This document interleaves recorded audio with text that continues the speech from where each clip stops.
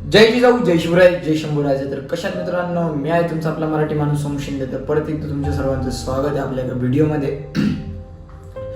तर ही व्हिडिओ खूप serious video आहे. काय चाललंय काय, अक्षरशः 78 वर्ष झाले आपल्या भारताला स्वातंत्र्य भेटून. पण आपल्या भारतामध्ये खरंच सगळ्यांना स्वातंत्र्य भेटलंय. खरंच मुलींना, वुमनला, फिमेलला स्वातंत्र्य भेटलंय. 78 वर्ष होऊन सुद्धा आज एक मुलगी शांततेत झोपू शकत नाही, सुखरूप नाहीये. ती रस्त्यावरती रात्रीचं चालताना तिच्या मनात धगधग होते. का? याला सगळे कारणीभूत कोण? आपण सगळे, आपणच. हे कोणताही जेंडर नाही, काही नाही, सगळेच इक्वल नसतात. एक गोष्ट लक्षात घ्या तुम्ही. काही मुलांना ब्लेम करतात, तर याच्यात चुकी कोणाची नाहीये, ही वाईट लोकांची चुकी. हे वाईट लोकांना मारलं पाहिजे. काय चाललंय का आज भारतामध्ये? मधीच कोलकाता, मधीच बदलापूर, मधीच पुणे, मधीच लातूर.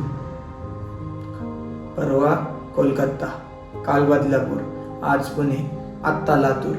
काय चाललंय काय नक्की? जशी काय मज्जा झाली. ही एक रेप करणं म्हणजे मज्जा झाली, बलात्कार करणं म्हणजे मज्जा झाली.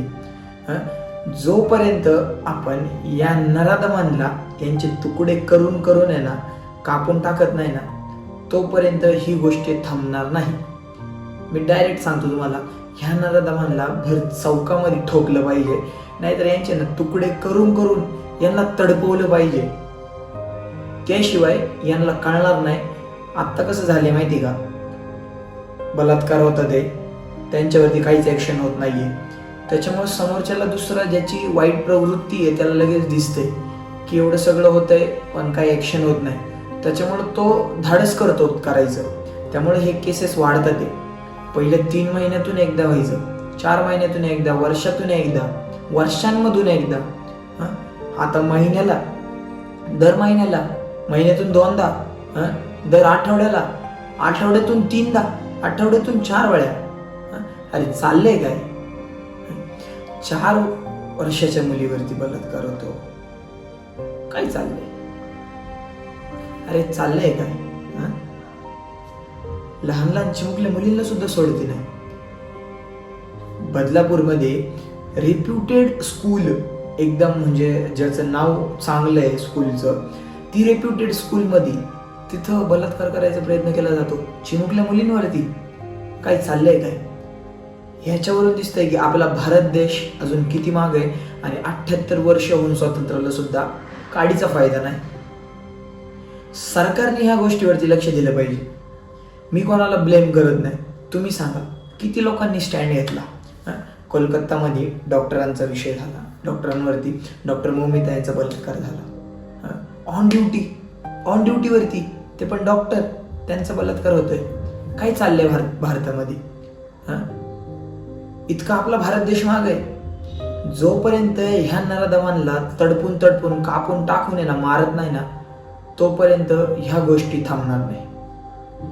ह्या गोष्टी ज्या वेळेला तुम्ही त्यांना मारून टाकशाल, जाग्यावरती कापून टाकशाल, त्यावेळेला समोरचा व्यक्ती ती गोष्ट रिपीट करताना लाख वेळा विचार करेल, लाख वेळा, की त्याचा परिणाम काय. बाहेरच्या देशांमध्ये बलात्कार केल्यानंतर शिक्षा काय? फाशी, एन्काउंटर. आपल्या भारत देशामध्ये शिक्षा काय?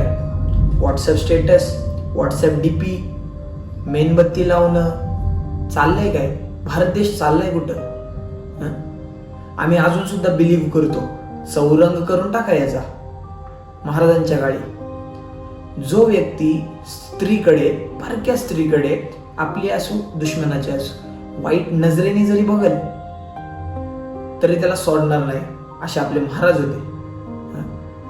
चौरंग करून टाकायचा. जो व्यक्ती बलात्कार करेल त्याला त्याचे हातपाय कापून मंदिरासमोर टाकायचे, म्हणजे जे लोक मंदिरात देवाच्या पाय पडायला येतील ते त्याच्यावरती थुकतील.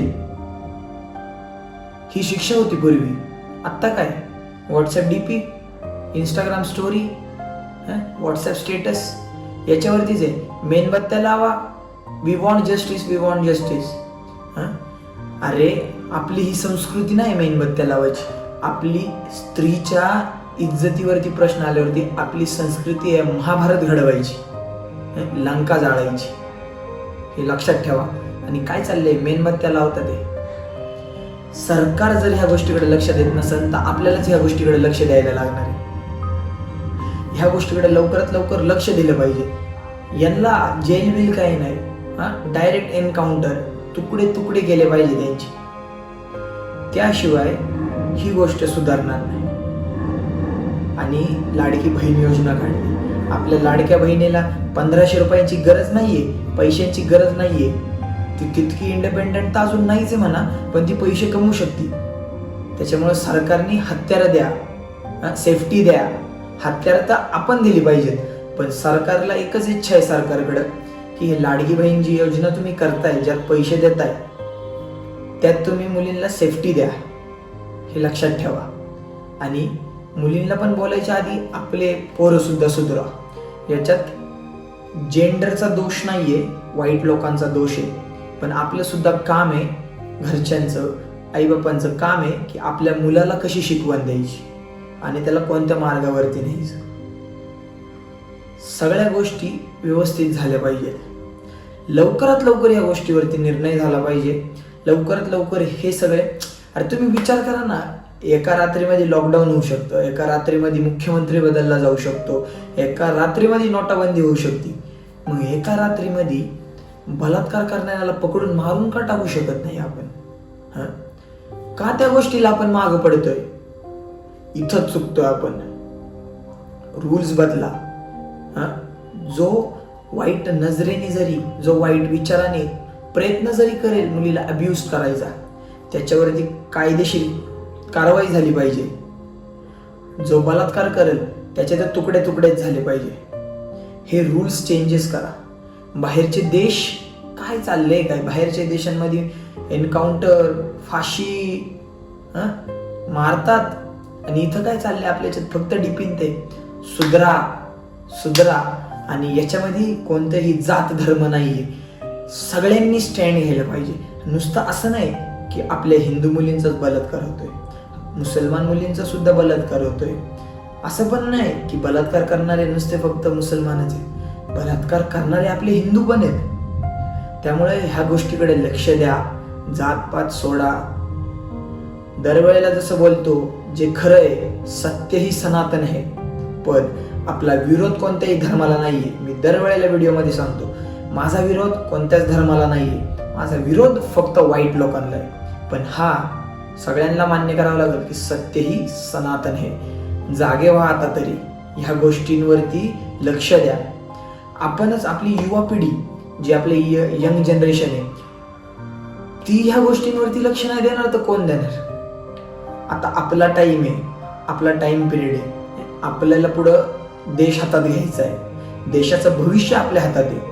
त्यामुळं आत्तापासूनच सुधरा. अक्षरशः दिवसाआड गोष्ट येते बलात्काराची. सगळ्यांना काय करतोय, आपण सुद्धा काय करतोय, मी सुद्धा, आपण सुद्धा, सगळे इन्व्हॉल्व येतात. काय करतोय आपण?